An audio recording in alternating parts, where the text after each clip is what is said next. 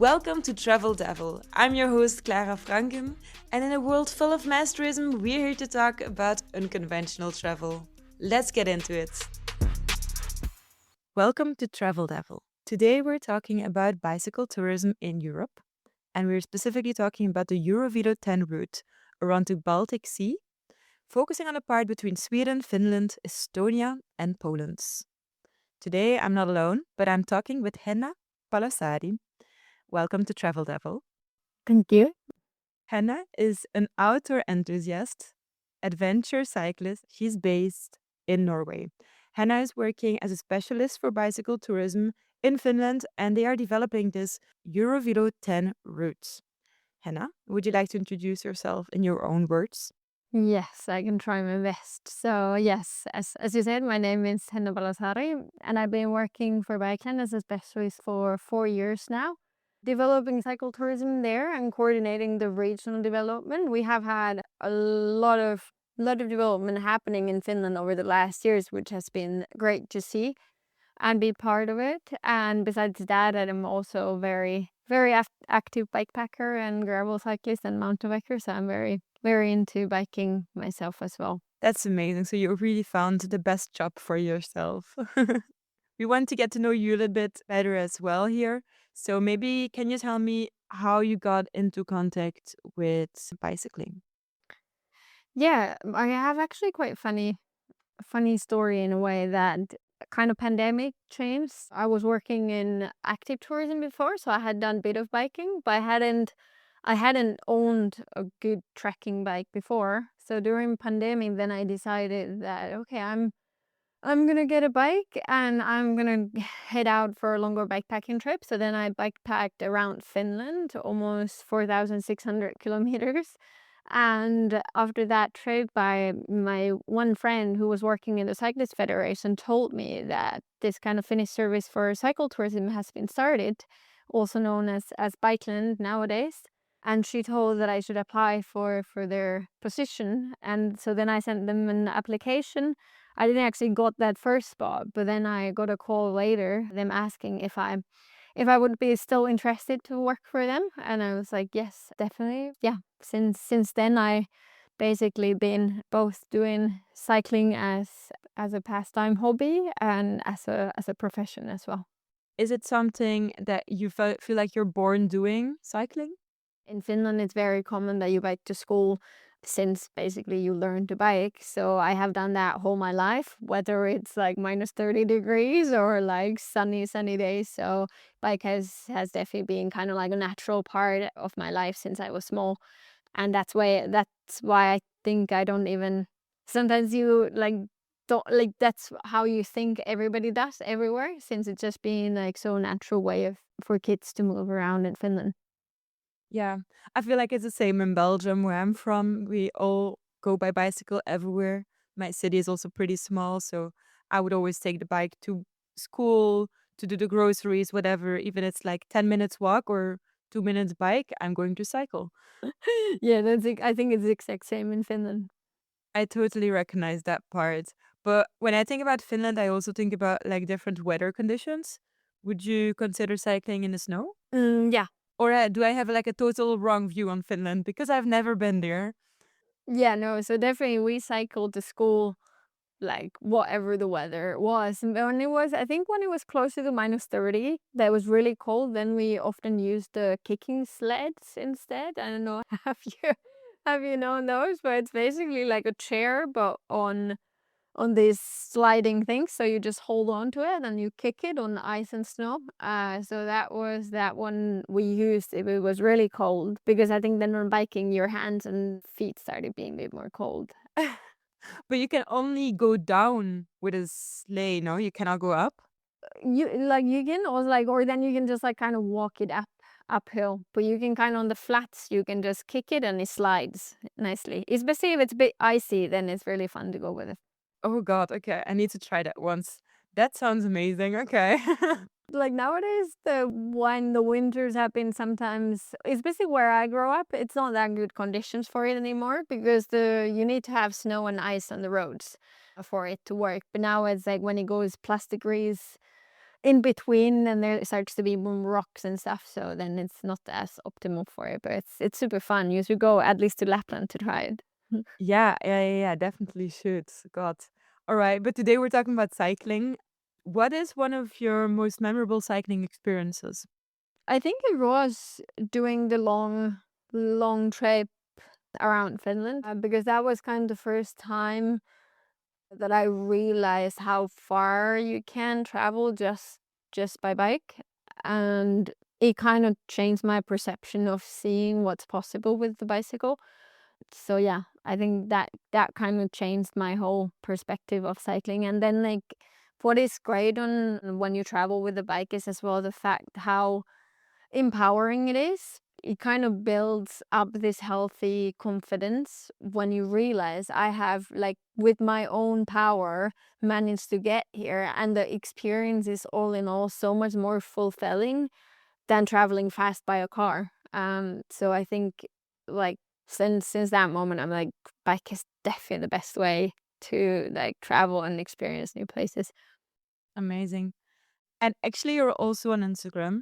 So you're sharing your journey on there as well. Would you consider yourself as an influencer content creator? Yeah, I work with two different international brands as like creating content and like storytelling, and I have done different bikepacking videos. I don't necessarily like, I guess I'm influencer as well. I don't like that word as much. I just find myself more as like sharing my story, and I work as an ambassador for the brand, so I'm not doing like paid posts for like, oh, I'm promoting this one thing. They are supporting me doing my adventures and sharing my story and way of exploring with the bike. That's beautiful. So I find there are a slight difference. Yeah. Of course, I totally feel you. I feel like the word influencer is also a real difficult word to put on yourself. Yeah, somehow it has a bit negative connotation sometimes. Yeah, it somehow has. A friend of mine is using the word greenfluencer a lot because she's like, yeah, we're all greenfluencers. And I try to feel that word a bit more, but I still find it tricky to really put it on myself or someone else. But all right. Today, we also want to get into the EuroVelo 10 routes. Maybe for those who don't know what that is, could you just tell us what this route is about? Yeah, maybe briefly about the EuroVelo route. So basically, they are long distance cycling routes crossing the whole Europe and connecting the different European countries. There's altogether over 90,000 kilometers of EuroVelos and 17 different routes. So there's a lot to choose from. EuroVelo 10 is one of them, one of the Nordic ones. So it goes basically around the whole Baltic Sea, so including Sweden, Finland, Estonia, Lithuania, Latvia, Poland, Germany, and Denmark, and making a full circle there. All right, yeah. And have you previously to working to this project, did you know about the Eurovelo tours? Before working on this project or before working for Bikeland? Good question. Before working for this project specifically, I would say, because now what you're doing with Bikeland is you're working on the Eurovelo 10 routes to make sure that this route is more user friendly, that it's just started existing, I'm assuming. Basically, like I think my history states kind of all the way back to when I biked around Finland. That's when I discovered Eurovelos, and I tried to find like, oh, where does this Eurovelo 10 go in Finland? But there was no information existing of it. You could see it on the Eurovelo map, but you didn't even have GPX tracks to download them. So it was like the map was quite unspecific. So it was impossible to really follow the route, which I felt a bit sad about. So I tried to kind of do my best to try to follow it on the west coast of Finland. But yeah, since I started working for Bikeland, I kind of learned more of the Eurovelos, because Bikeland is also the Eurovelo National Coordinator Center.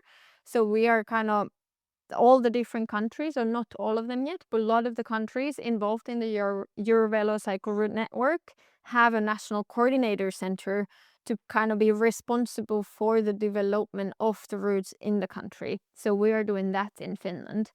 And then we have, besides the EuroVelo 10, we obviously have also two other routes, EuroVelo 11 and 13. So we have over 5,500 kilometers of EuroVelo routes just in Finland. So we have a lot here. But then through this project, we kind of dive deeper in the EuroVelo 10 and development of it, and what we can do to improve that. So if I understand it right, so the EuroVelo 10 route was one that was already existing? Yeah. Do you know for how long it's been existing? That's actually a good question. I'm not exactly sure, but it's like over 20, 30 years. But so it was what you're now doing is really improving this route so that it's more user friendly for cyclists, as well as probably for coordination between different countries, because that's also a thing. It's going through multiple countries. So within one country, most of the time, everything is still fine. But as soon as you're crossing borders, it's getting more tricky. What was one of the improvements, or can you name a couple of improvements that cyclists were asking for? Yeah, so one of the big ones is obviously just the route alignment. So as I said, it's been existing for like 20, 30 years, and that's when it's just been laid on the map. So one of the big things is just to go through the route alignment and see if it's actually the most interesting and attractive option, and also like safest option for the cyclists. So that's something that we looked in, and we did a route assessment and actually like check if the route is good. So that's kind of one of the things, and we changed one part in Espoo that's still being like kind of approved, and like currently we are changing the GPX once it's confirmed the new alignment for the route. But that's kind of the main baseline for developing all the EuroVelos, is that the alignments are old, so that's why they need to be kind of reassessed and check that they are actually serving both the regions in their like tourism, so it showcases their services and interesting attractions besides being safe and interesting for the cyclists.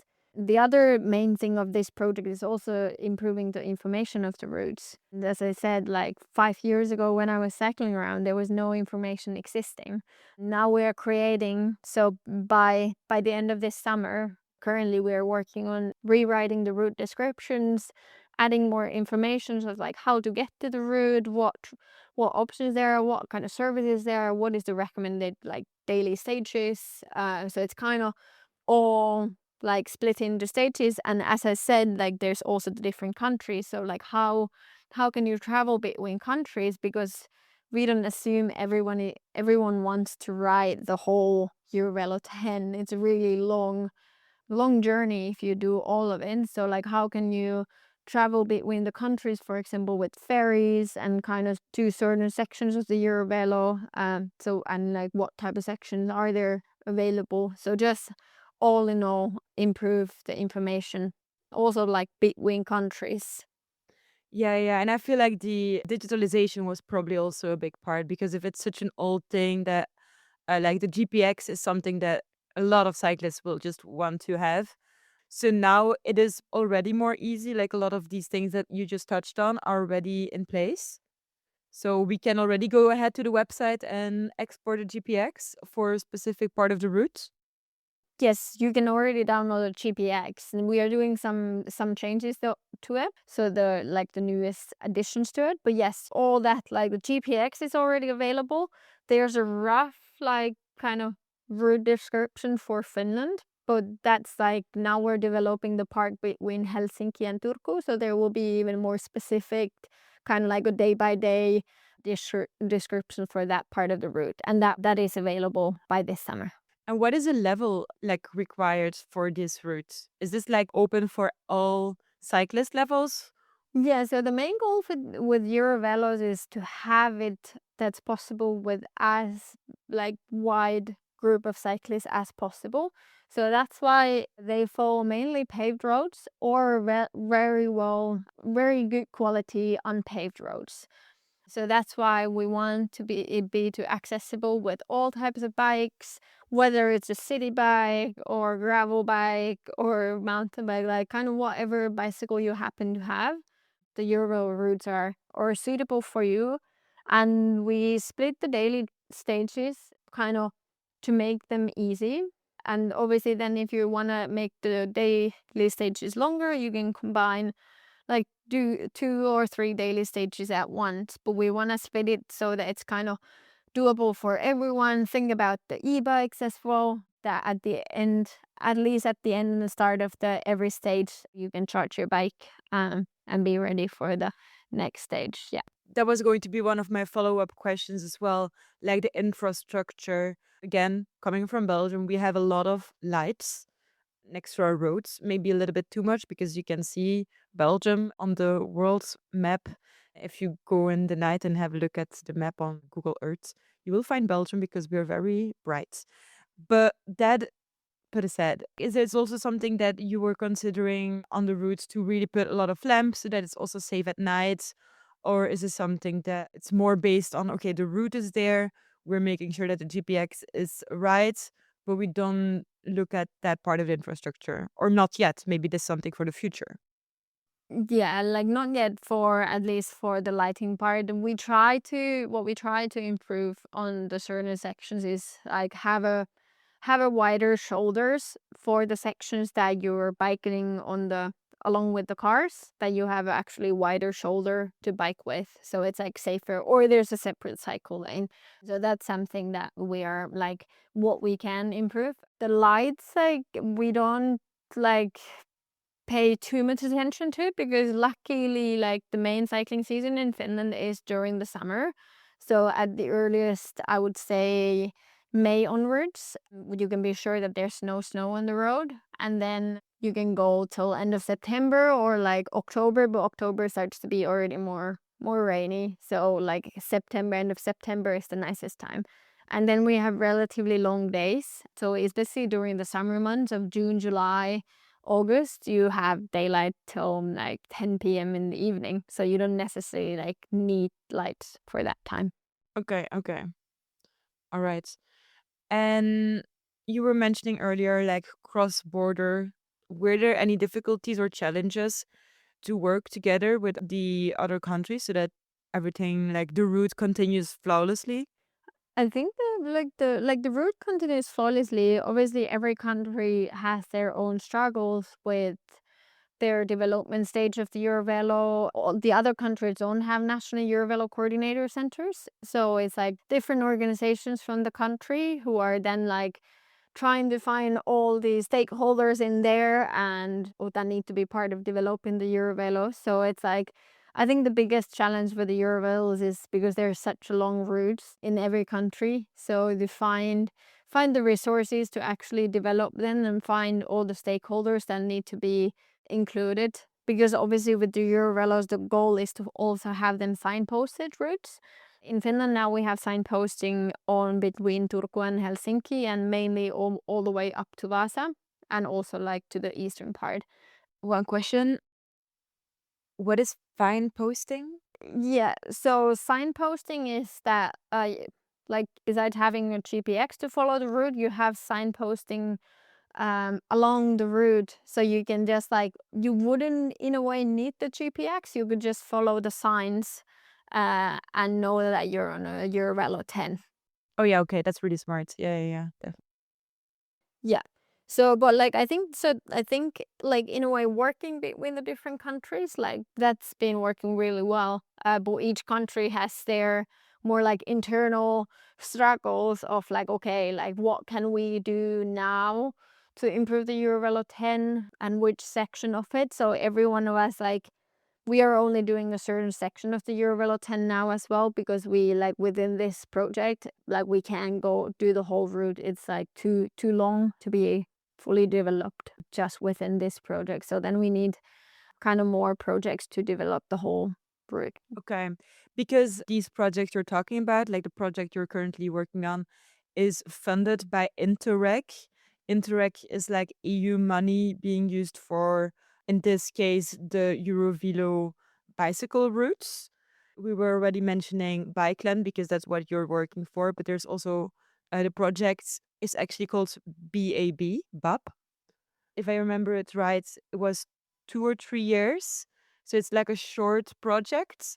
And so now you're only working on specific parts, and then maybe in the future, the EU will fund another project and you will work on other parts of the same EuroVelo 10 route so that you can continue to improve it, basically. Is that right? Yes, yes, exactly. So this part is now specifically for like this part of EuroVelo 10, and as I said, it's a small scale Interreg project. it's kind of like the start of the EuroVelo development. We also, like, besides improving the route, we're also working on creating certain like roadmaps and like basic guidelines for how the work should be done and how it could be done more efficiently in the countries in the future, like after this project. So we're kind of like creating certain baseline for the development work as well. So then in the future, it's more straightforward to develop the remaining parts. All right. So just before jumping to the next topic, could you tell us a little bit more about Interreg in general? Am I the best one to tell about Interreg, actually? Because I think I like various different Interreg programs. They fund all kind of projects in the European, like the whole Europe ESA area. They use a lot for usually cross-country projects to develop like tourism, but also like all kind of like services, and I think also like business side. That one I'm not that familiar with. Okay. And BAP, what does it stand for? Yeah, so that stands for Bike Across Baltic. Okay, yeah, perfect. All right. I want to do a quick little break by playing a game called This or That. So I'm just going to ask you if you would rather have this or that, and then you can go ahead and explain why. Yes, let's do it.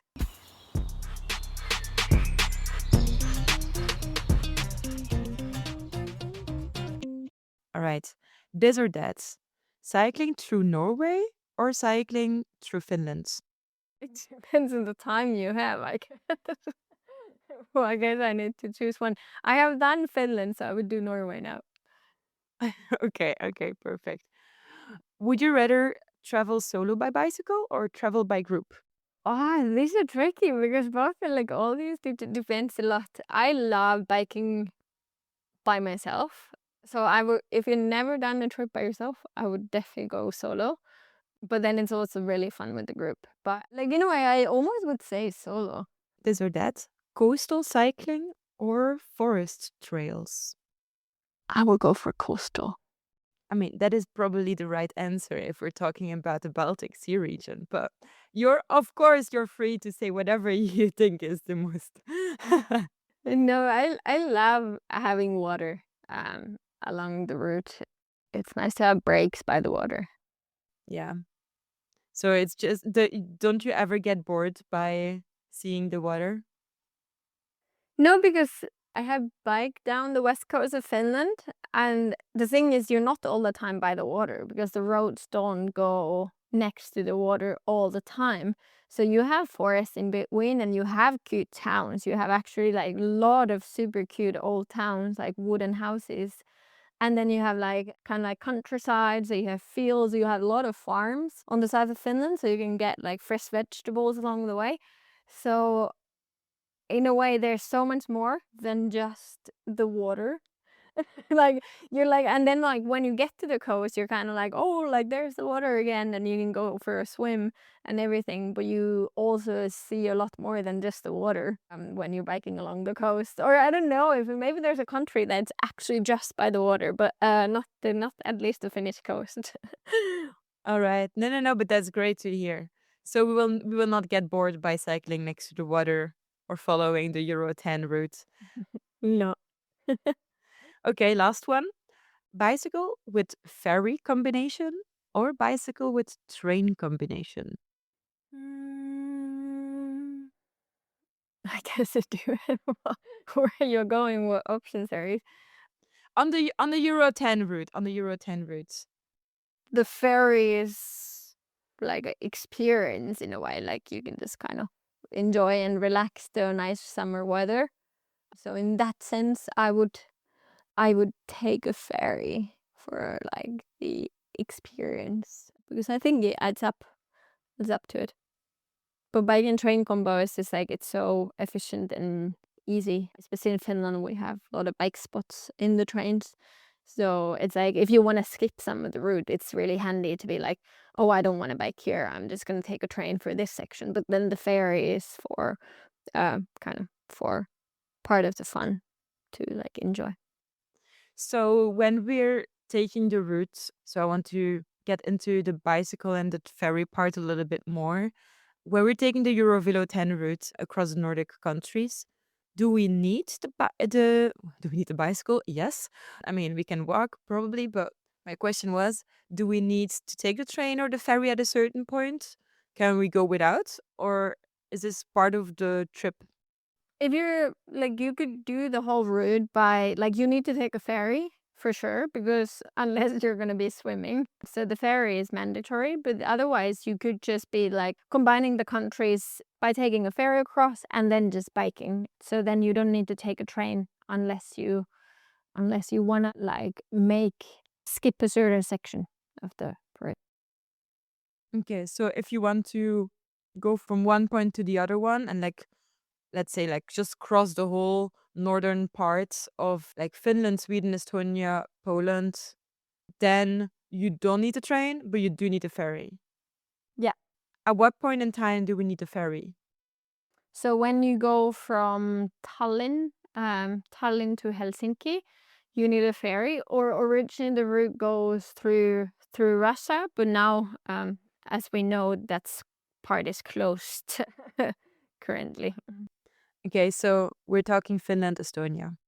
Like, yeah, that's kind of, and then I think in Denmark, between Denmark and Sweden, there you need a ferry as well to connect them. But then, like between Finland and Sweden, you can bike all the way up to the coast, but you can like shorten it by taking a ferry from Vasa to Umeå, or then you can take a ferry from Turku to Stockholm as well.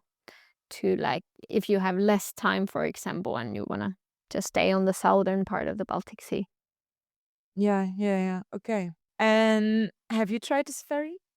Were you ever on there with your bicycle? I haven't done it actually with my bicycle, but I have done the ferry. You probably spoke with some people who travel by bicycle, or you have heard from some experience. Is it easy to take your bike on a ferry? How is that like? Yeah, like what I have heard about it, it's easy because you can buy the ticket beforehand, and then you just load your bike onto the ferry, and there's specific spots, and like they usually hide in there for you, and then you can just relax in the cabinets, or like get a room or stay in the common areas. So yeah, it's like, I would say, pretty straightforward to travel with a bike on the ferries. And the nice compared to flying, for example, it's like you don't need to pack your bike. You just roll your bike onto the ferry. So it's definitely a lot more like easy and sustainable option to flying. Yeah. And when we're comparing it to the train, obviously the train doesn't cross the water, not everywhere. Can we also take the bicycle on every train?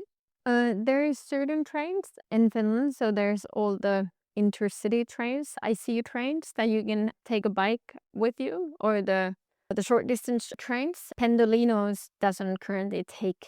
Pendolino is a company. Pendolino is just a train type, so the only train company is VR in Finland. So to all of their trains except the Pendolino trains, you can have your bike with you. Okay. And when we're going across the Baltic Sea and the other countries that you're looking at, Sweden or I don't know. Sweden is actually a bit tricky currently. So they, you're not allowed to have your bike on the train unless it's like packed into a bag.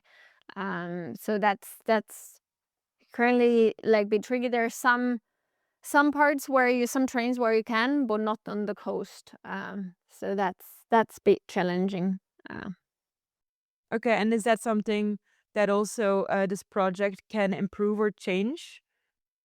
Uh, we can try to lobby for it. Okay. But it's, I think Cykelfrämjandet has been lobbying it for a long time already, even before this project. So unfortunately, it hasn't been happening too quickly. But yeah, it's definitely something that we try to raise awareness, because it's, all in all, like I have traveled a lot with my bike and tried to take them on trains and buses, and I just find it sad how hard it is to travel with your bike using different public transport. It's always, even in Norway, it's like like they take your bike if they have space, but you can't buy a ticket for it on the buses. So it's I don't like when you have this like risk that you might not get on the bus because your bike doesn't fit in.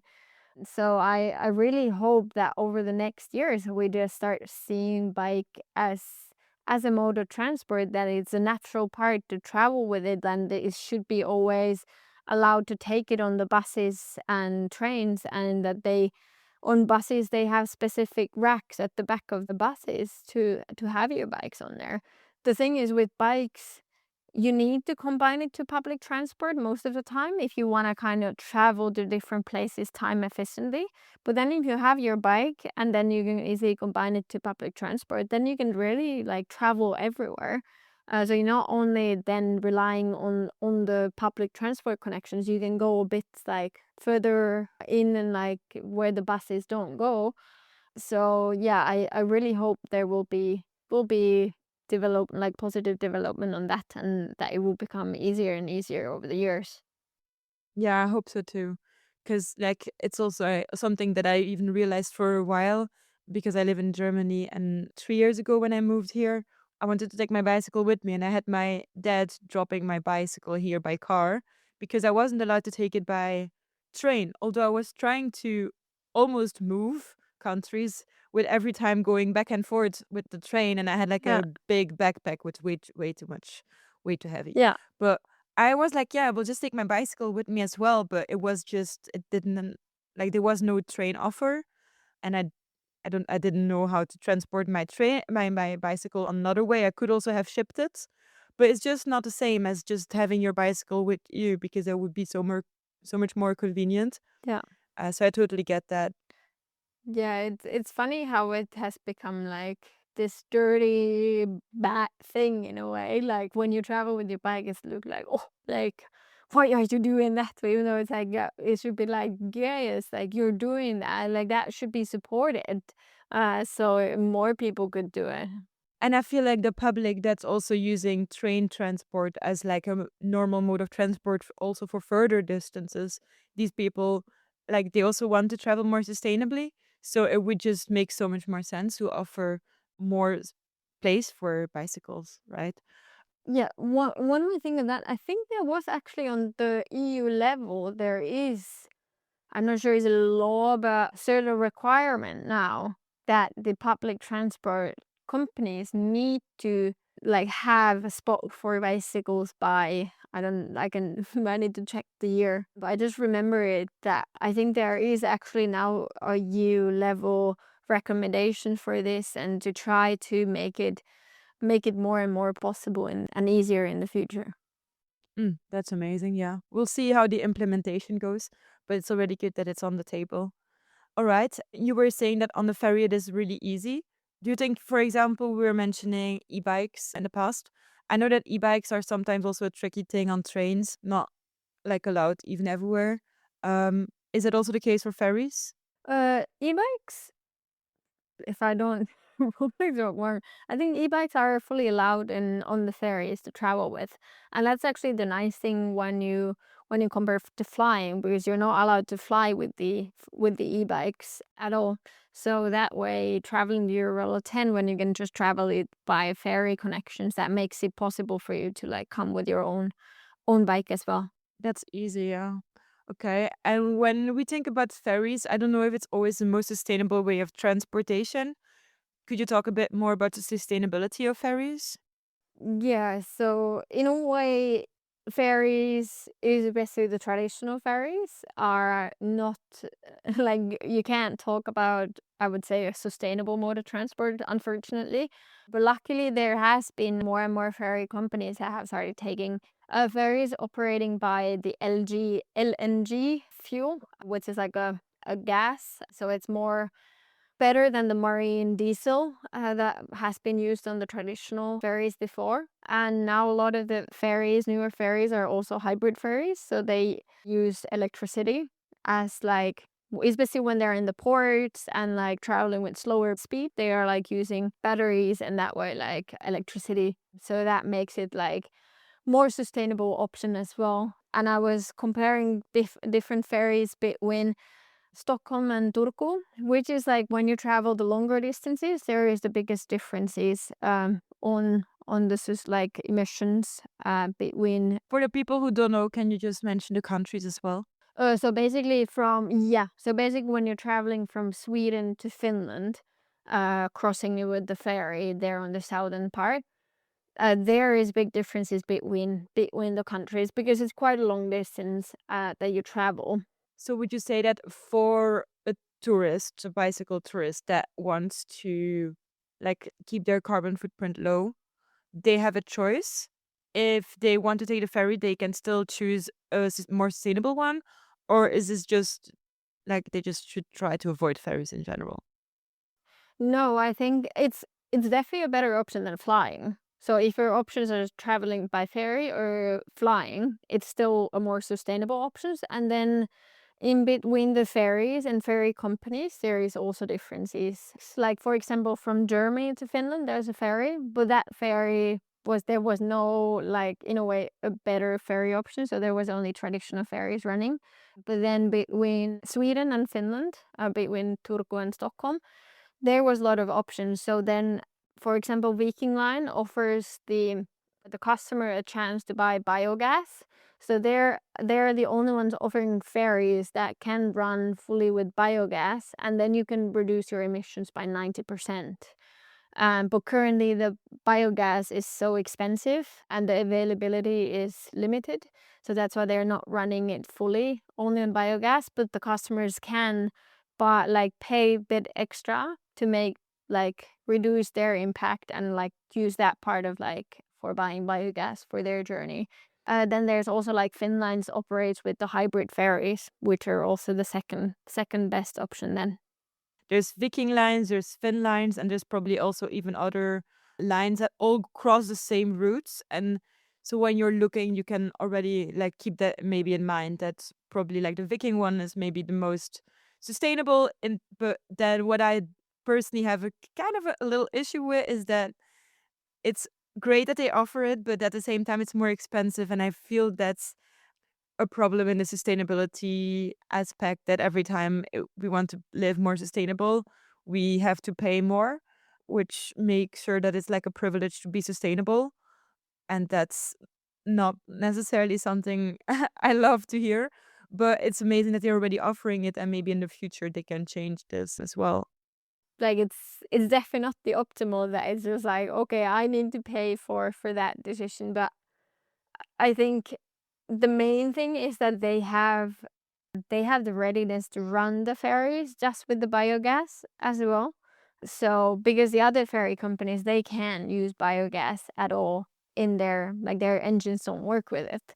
So in that sense, it also is just maybe there comes more support to it. But yeah, it's definitely a tricky choice that it's now basically the consumer that needs to pay for the sustainable travel, and not the companies taking charge in that. But we do have a lot of possibilities, which is something really great to also keep in mind. Why do you think in the upcoming 5 to 10 years, what will the future look like for the Baltic region when we're talking about cycling tourism? I hope that by then that is also improved, because obviously Baltic Sea is not the healthiest sea all in all. So there is initiatives of just improving the water quality and keep Baltic Sea as at least as it is or improve it. So I hope that there starts to be initiatives actually protecting the sea, and also making traveling sustainable as well, because we still want and we should experience new places, but how can we make that option more accessible and act truly sustainable for people? So I think, and I hope that by within 10 years we have managed to make these options truly sustainable, and offer more information about them. And that's something that we want to improve on this project, simply is make the information more available about these options that there already is, and hopefully they are then improved even further. But that's something that is so there are other challenges, but one of the biggest challenges with sustainable travel is that doing is extremely hard, because you have to spend hours on researching of what is the most sustainable way to travel instead of like buying a plane ticket. It's so straightforward. You just do it and find it and it's done. But then like finding how to travel by land or by ferries, like all these connections are for some reason so much harder to find. So I think just making these options more easy to find, and then hopefully within 10 years these options are made fully sustainable. And there's more, I think we need more political guidance as well and restrictions for companies that they need to do these changes and realize we can't actually operate like this in 10 years anymore. This work is really important, and I'm really happy to hear that it's also something that you all put energy in and it's also being funded. So I am also looking at the future in a quite positive way when I'm thinking about all that, because what you're doing there and what you talked about today was already really inspiring and interesting for me to hear. For listeners who now want to go travel with the EuroVelo 10 route, could you suggest them one place where they could start? I personally do think like the Finnish section is really nice, and just Tallinn, like old town of Tallinn and the coast of Tallinn, and or like not coast of Tallinn but coast of Estonia. I haven't cycled there myself, but I have heard that that's extremely nice. There's a lot of beaches and like really nice places, and then you get to pass by the old town in Tallinn, and then taking the ferry over to Helsinki and then biking to Turku. Like personally, that part of Finland is one of my favorites for bikepacking. I love the variety of the route with the forest, countryside, like rolling roads. It's not like much big hills, but it's more like rolling hills, and a lot of interesting culture. And now I think in Swedish word ironworks villages. So there's like old historic towns with really nice old buildings. So just the variety of the route there is like I really like it, and I have done both the EuroVelo 10 there, but also other like gravel roads, because there's a lot of gravel roads in that area. And then before even taking the ferry to Sweden, you could actually go to Åland as well. So there's the Turku archipelago. EuroVelo 10 doesn't officially go there; it starts going up the coast. But you could follow. There's another cycle route, archipelago ring road, that goes on the archipelago and all the way to Åland, and do like a ferry hopping there and then jump on the ferry to Sweden.